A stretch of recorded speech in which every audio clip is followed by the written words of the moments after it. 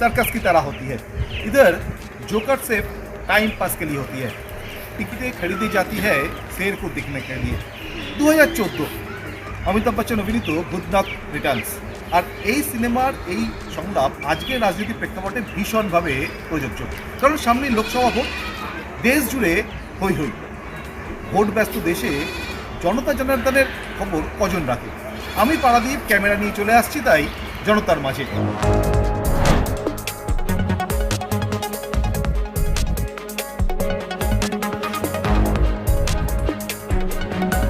আজ নেতা নয় জনতা নিয়ে একেবারে উত্তরে, অর্থাৎ দার্জিলিং লোকসভার অন্তর্গত শিলিগুড়ি বিধানসভায় আজ আমি পারাদীপ চলে এসেছি নেতা নয় জনতা নিয়ে। নেতা নয় জনতায় আপনারা জানেন আমরা কোনো নেতার ভাষণ তর্জন গর্জন নয়। লোকসভা ভোটের আগে আমরা মানুষ কি চাইছে, জনতা জনার্দন তারা কি চাইছে, তাদের সমস্যা, তাদের দাবি দাওয়া, তাদের চাওয়া পাওয়া নিয়ে আমরা সরাসরি তাদের রায়, তাদের মতামত তুলে ধরি নেতা নয় জনতায়।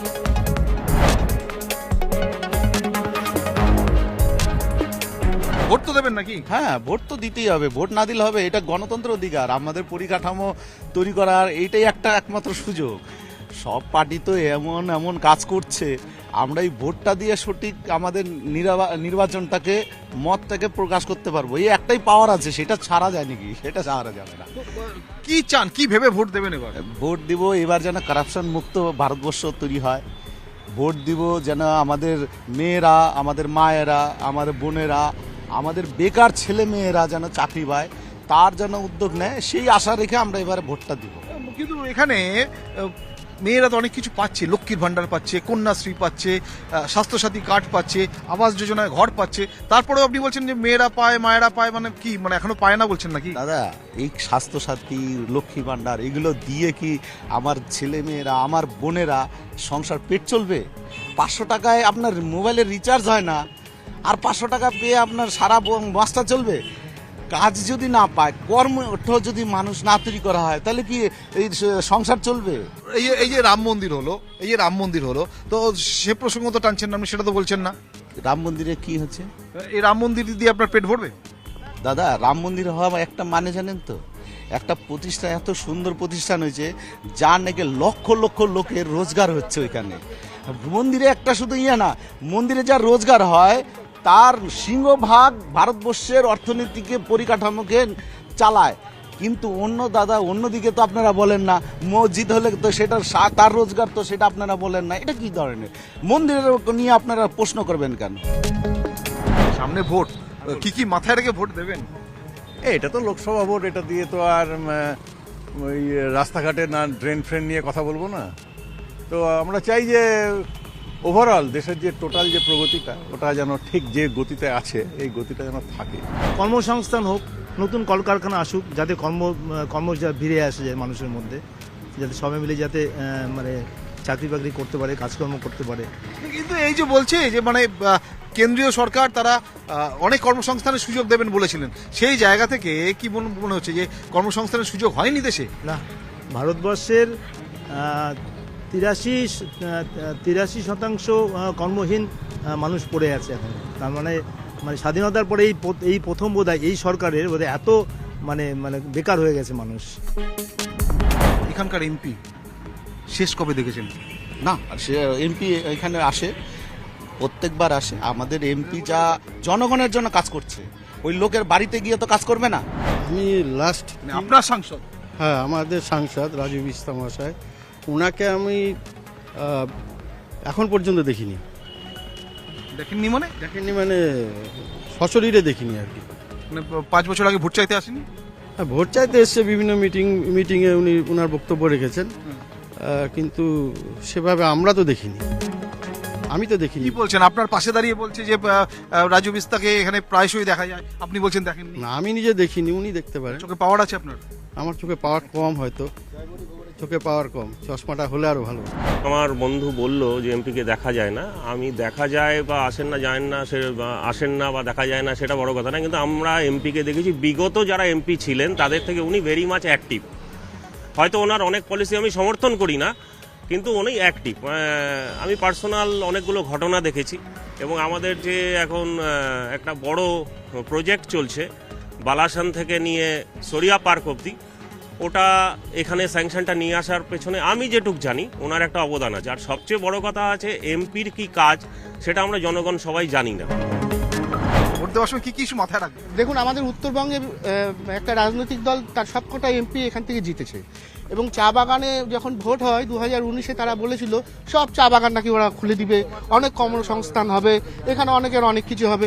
দেখুন, এই 5 বছরে কিছুই হলো না। আর এখন যে সমস্যাটা হচ্ছে সেটা হচ্ছিল হয়তো 100 দিনের কাজের ব্যাপারটা আমরা যারা শহরে থাকি তারা বুঝছি না, কিন্তু গ্রামের লোক বুঝছে। এই যে তাদের প্রতিশ্রুতি ছিল, এই টাকাগুলো আটকে রেখে দিয়েছে, তারা খুব বাজে অবস্থায় আছে। দ্রব্যমূল্য বৃদ্ধি, গ্যাসের দাম, পেট্রোল ডিজেল খুব বাজে অবস্থায় আছে দাদা। ওই জন্য চিন্তা ভাবনা করেই ভোট দিব। আপনাদের যিনি বিদায়ী এমপি, বিদায়ী সাংসদ, শেষ কবে দেখেছেন? শেষ কবে দেখেছি মনে নেই, হয়তো কিছুদিন আগেই। কিন্তু এর আগে যারা এমপি ছিল তার থেকে অ্যাক্টিভ, মানে আগের এমপিদের থেকে। আগে তো অনেকেই ছিল, 1 বছর থেকে চলে গেছে, বাই করেছে। কিছু কিছু কাজ তো হয়েছে, আমি কোনো পলিটিক্যাল কথা বলতে চাই না, কিন্তু কিছু কিছু কাজ তো হয়েছে। আচ্ছা, এই সিএএ হলো, এই সিএএ বা তারপরে রাম মন্দির হয়েছে, তো এগুলো মনে হয় আপনাদের এখানে ভোটে প্রভাব পড়বে? দেখুন, রাম মন্দির তো একটা হিন্দুদের একটা সংস্কৃতির ব্যাপার, সেটা তো কিছু হয়তো হিন্দু ভোটের ক্ষেত্রে একটা সেন্টিমেন্টাল ইস্যু কাজ করবেই। তাছাড়া মেন ডেভেলপমেন্টেই লোকে দেখে, এখনকার ইয়ং জেনারেশন সবাই ডেভেলপমেন্টের পিছনেই দেখে। আমাদের যে শিলিগুড়ির মেন প্রবলেম হলো যানজট, মেন প্রবলেম এটা। যেমন দার্জিলিং মোড় দিয়ে আপনি এখান থেকে মাটিকারা যাবেন, কোনো একটা অফিসে যাবেন, ইনকাম ট্যাক্স জিএসটিতে, আপনার যেতে 2 ঘন্টা সময় লেগে যাবে। তো আমরা চাই যেই এমপি হোক বা আসুক, প্রজেক্ট শুরু হয়েছে, যত তাড়াতাড়ি সম্ভব এই প্রজেক্টের কাজটা শেষ করা উচিত।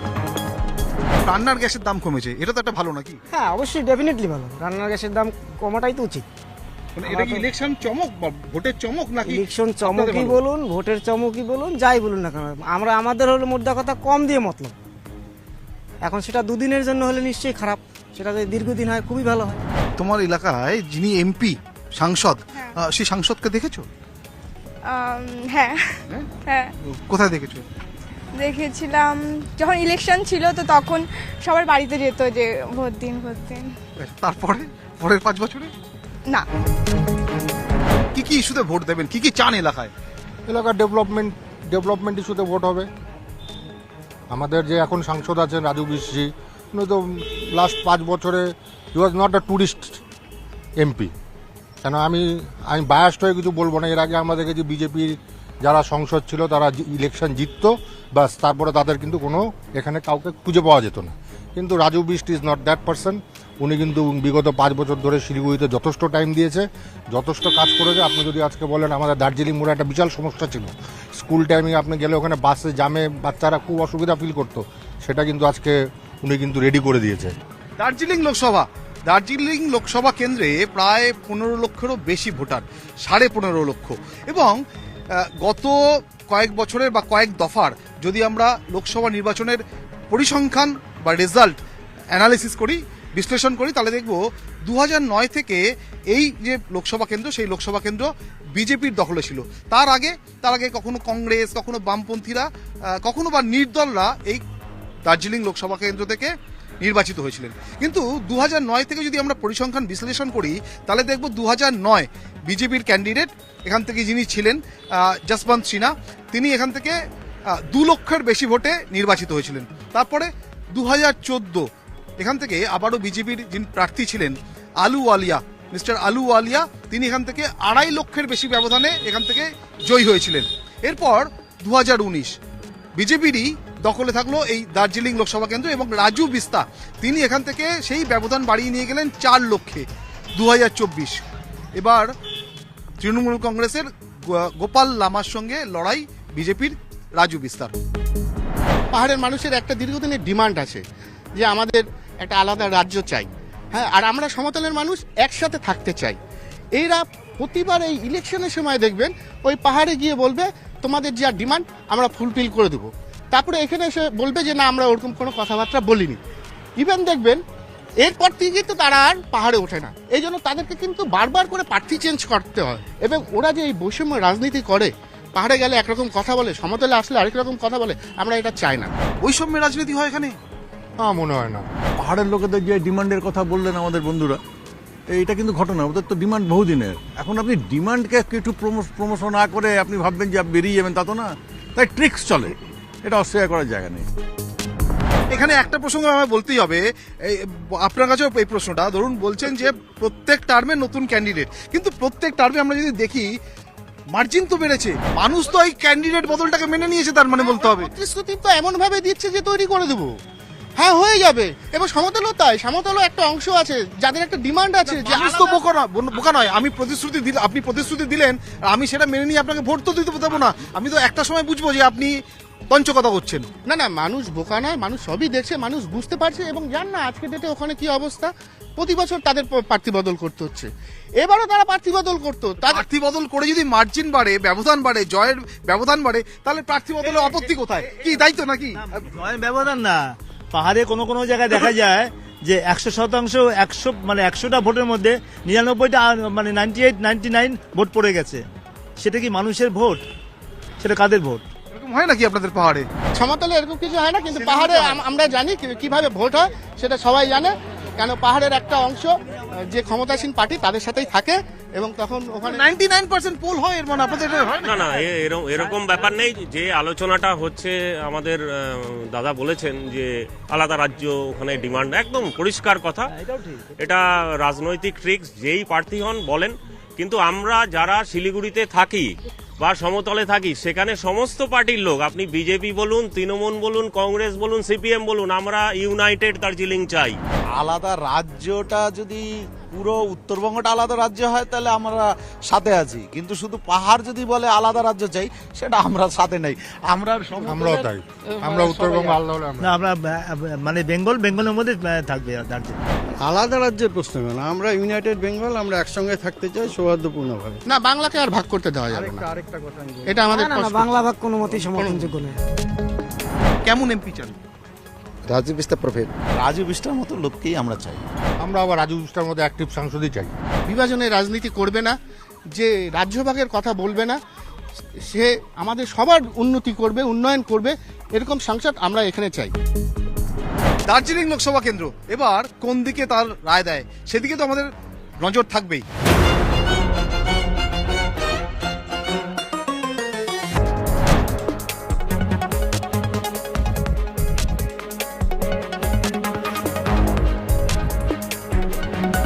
আমরা হুগলিতে রয়েছি আরও একবার, যেখানে আমজনতার সঙ্গে কথা বলবো, জানতে চাইবো ভোটের আগে তারা কি ভাবছেন।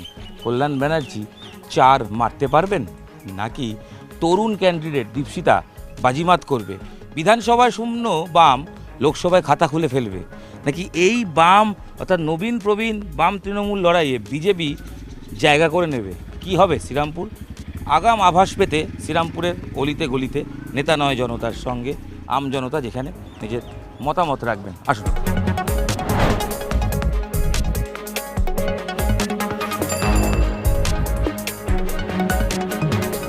5 বছর এমপিকে দেখেছেন? এমপিকে যাতায়াত করতে দেখেছি, উন্নয়নমূলক কাজ যতটা ওনার করার কথা হয়তো ততটা হয়তো ফুলফিল আপ নাও হতে পারে। জুট মিলের এখানে একটা বড় সমস্যা আছে, অনেকে বলছেন যে কাজকর্ম সেরকম নেই, যেগুলো আছে সেগুলোর কাজ কমছে, তো এইগুলো কোনো কাজ হলো না 5 বছরে। ঘটনা হচ্ছে যে স্টেটে যত শিল্প আসবে, যত ইন্ডাস্ট্রিজ আসবে, যত তার হবে, সেই স্টেট তত সেইভাবে এগোয়, সেই স্টেট প্রোগ্রেস করে। এটা ন্যাচারাল মানুষের একটা শিক্ষা, জ্ঞান, সংস্কৃতি হিসাবে বোঝে। সেই হিসাবে খুব যে প্রোগ্রেস করেছে তা এখানে অবাঙালি ভোট সংখ্যাটা একটা ফ্যাক্টর শ্রীরামপুরে অনেকটা অংশ জুড়ে, কারণ জুট মিলের শ্রমিকরা ছিলেন, কলকারখানার শ্রমিকরা ছিলেন। এই ভোটটা কতটা ফ্যাক্টর? তা তো কিছুটা ফ্যাক্টর হয়। দীপশিতা ধর নবীন বনাম প্রবীণের লড়াই, কল্যাণ ব্যানার্জি পোর খাওয়া রাজনীতিবিদ, আবার সঙ্গে তার প্রাক্তন জামাইও দাঁড়িয়ে পড়েছেন। লড়াইটা কি তিনমুখী? অবভিয়াসলি তিনমুখী। দীপশিতা ধর ইজ এ ভেরি, যে এমনি ছাত্রী, পিএইচডি করা ছাত্রী, ইজ এ ভেরি, মানে কি বলবো, মানে খুব শিক্ষিত মেয়ে। শ্রীরামপুরে যেরকম মানুষ থাকেন সেটার কি প্রভাব পড়তে পারে? কল্যাণ ব্যানার্জিও একজন আইনজীবী এবং এই বিজেপির যিনি দাঁড়িয়েছেন কবির শঙ্কর বোস, উনিও একজন আইনজীবী। প্রাক্তন জামাই? হ্যাঁ, অবভিয়াসলি প্রাক্তন জামাই। সেটা সবাই শ্বশুর জামাইয়ের নাকি নবীন প্রবীণের? আমার যতদূর মনে হয় শ্বশুর জামাই হবে। অনেকেই বলেন বামের ভোট চলে গেছে রামে, সেই কারণেই রাম বা বিজেপি তারা দ্বিতীয় স্থানে চলে গেছে। মানুষ যখন বিপদে পড়ে তখন একটা মাধ্যম বেছে নেয় যে আমি এর মাধ্যমে এখন পারছি না আমার ক্ষমতায়, আমি অন্যভাবে এটাকে কমব্যাট করব। কিন্তু এখন সেই পরিস্থিতি থেকে অনেক স্থিতধী মানে অবস্থায় ব্যাপারটা ফিরছে। বামের ভোট বামে ফিরলে অ্যাডভান্টেজ তৃণমূল, তৃণমূল তো committed vote. Trinamool committed vote, committed বলে মানুষ কারুর কেনা নয়। বামপন্থী ভোট বামপন্থীর পকেটেই পড়বে সবসময়, যে এটা যদি অনেকে মনে করে, কিন্তু আপনাদের কথা অনুযায়ী বামের ভোট রামে গিয়েছিল বলেন, তো সেই রামের থেকে ব্যাক করবেই। এই বছর যে 3 জন ক্যান্ডিডেট দাঁড়িয়েছে সেই 3 জন ক্যান্ডিডেটের মধ্যে একজন তো 3 বছরের এমপি, তানার কর্মকাণ্ড, তানার সব কিছু এখানকার লোকজন, শ্রীরামপুর লোকসভার লোকজন সবাই জানে।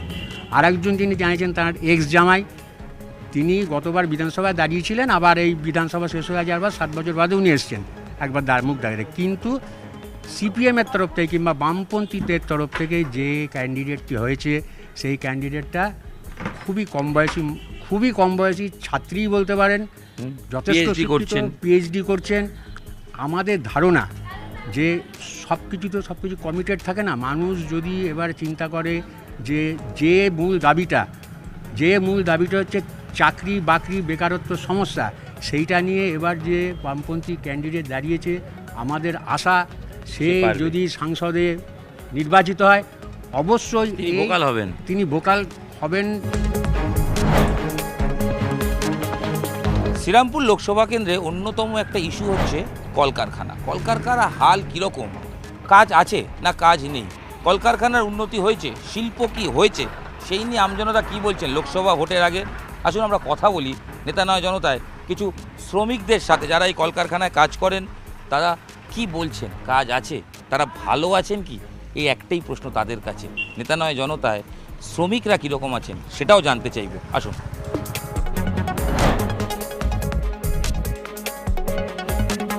আপনারা শ্রমিক? হ্যাঁ।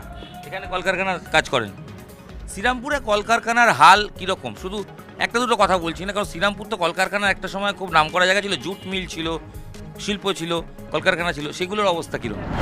এখন যে কলামে এসছেন, ডিস্টিলারি বন্ধ হয়ে গেল, মধুরা মিল বন্ধ হয়ে গেল, অন্তত জুট মিল 3 বছর বন্ধ ছিল।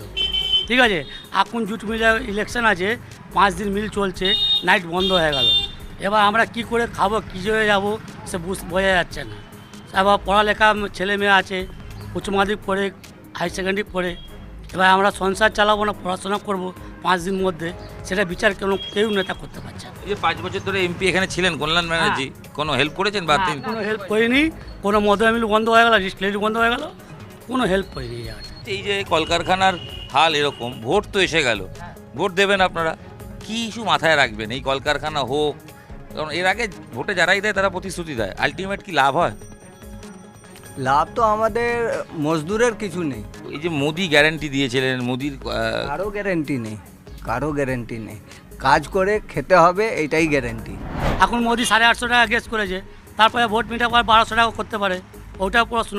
দিদি এখন অফার দিচ্ছেন 1000 টাকা লক্ষ্মী ভাণ্ডার, তারপরে ভোট মিটে গেলে 500 করতে পারে, কোনো কিছু নেই ওর মধ্যে। যাকে আমরা দাবিটা কি, দাবি দেওয়া কি? আমাদের মিল ভালোভাবে চলুক, যাকে আমরা সংসার চালাতে পারি। এখানে স্কুল কলেজ হাল কিরকম আপনাদের আছে? পড়াশোনার জায়গা? হাই স্কুল নেই, হিন্দি হাই স্কুল নেই। हिंदी भाषीদের জন্য কিছু সুবিধা? আমরা তো হিন্দি ভাষী, कोई कुछ है? कुछ नहीं है।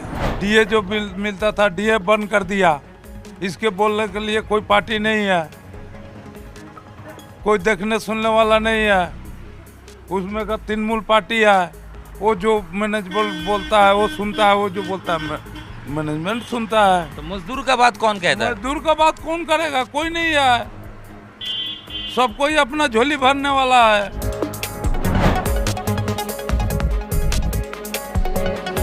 उन्नयन का बात होता है, यहाँ पे हुआ है कुछ?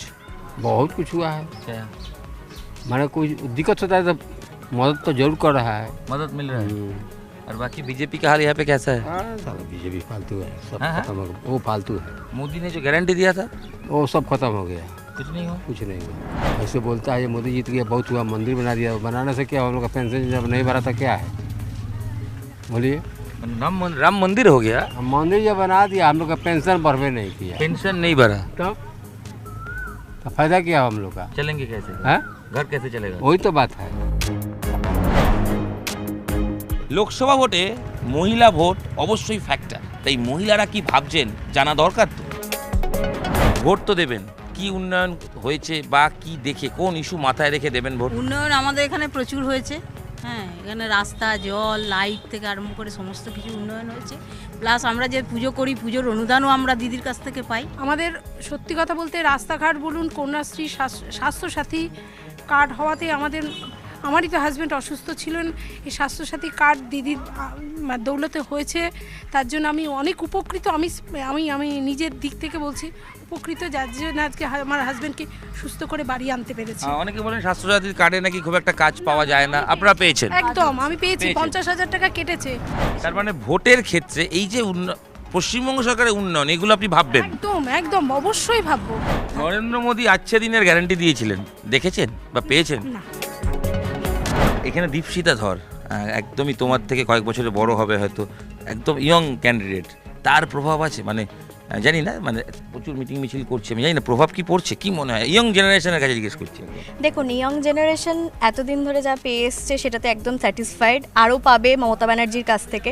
34 বছর সিপিএম ছিল, কি করেছে? ইয়ং জেনারেশন দিয়ে এখন হবেটা কি? সেই তো শূন্যই থেকে যাবে।